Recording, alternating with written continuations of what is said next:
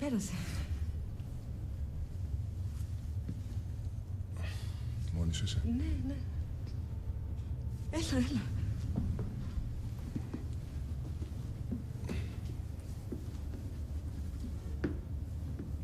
Γιατί ζήτησες να με δεις? Για να σου ζητήσω συγγνώμη. Δεν έπρεπε να έρθω στο γραφείο σου. Σου δημιούργησα πρόβλημα με τη Λίδα.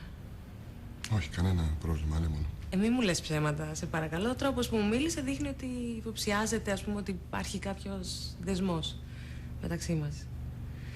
Και δεν θα ήθελα σε καμία περίπτωση να έχει αυτή. Κοίταξε, είναι ερωτευμένη γυναίκα.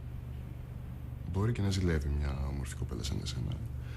Μην ανησυχείς, της εξήγησα. Θέλεις να της μιλήσω κι εγώ? Να της εξηγήσω ότι φυσικά και δεν συμβαίνει τίποτα μεταξύ μας. Δεν θα μπορούσα ποτέ να μπω ανάμεσά σας. Απλώς δεν θέλω εσύ να πάθεις κάτι. Τι εννοείς κάτι, τι να πάθω? Απλώς να προσέχεις. Ναι, τι να προσέχω? Δεν μπορώ να σου πω κάτι συγκεκριμένο. Κοίτα, επειδή σε νοιάζομαι, έχω πάντα μια διάθεση να θέλω να σε βλέπω καλά. Και ευτυχισμένο. Αυτό. Είσαι υπέροχο πλάσμα.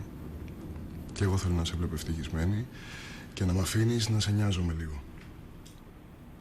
Εσύ έχεις τη Λίδα να νοιάζεσαι. Άσε τη Λίδα, τώρα για σένα μιλάω.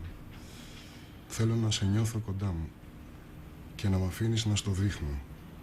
Όπως τα λεφτά για τον Νίκη, ας πούμε. Ας μην το συζητήσουμε αυτό ξανά. Ας πούμε ότι δεν συνέβη ποτέ. Ωραία, ας πούμε πως δεν συνέβη ποτέ. Ωστόσο, σε ευχαριστώ. Θυμάσαι την πρώτη φορά που βρεθήκαμε? Θυμάμαι.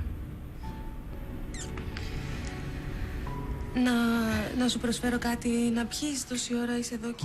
Όχι, δεν θέλω τίποτα άλλο. Φτάνει που σε είδα και είσαι καλά. Και θέλω να ξέρεις πως θα βρίσκομαι κοντά σου ό,τι και αν χρειαστείς. Μη διστάσεις. Θέλω να με βλέπεις για δικό σου άνθρωπο. Είσαι δικός μου άνθρωπος. Και αυτό θα φανεί στον χρόνο.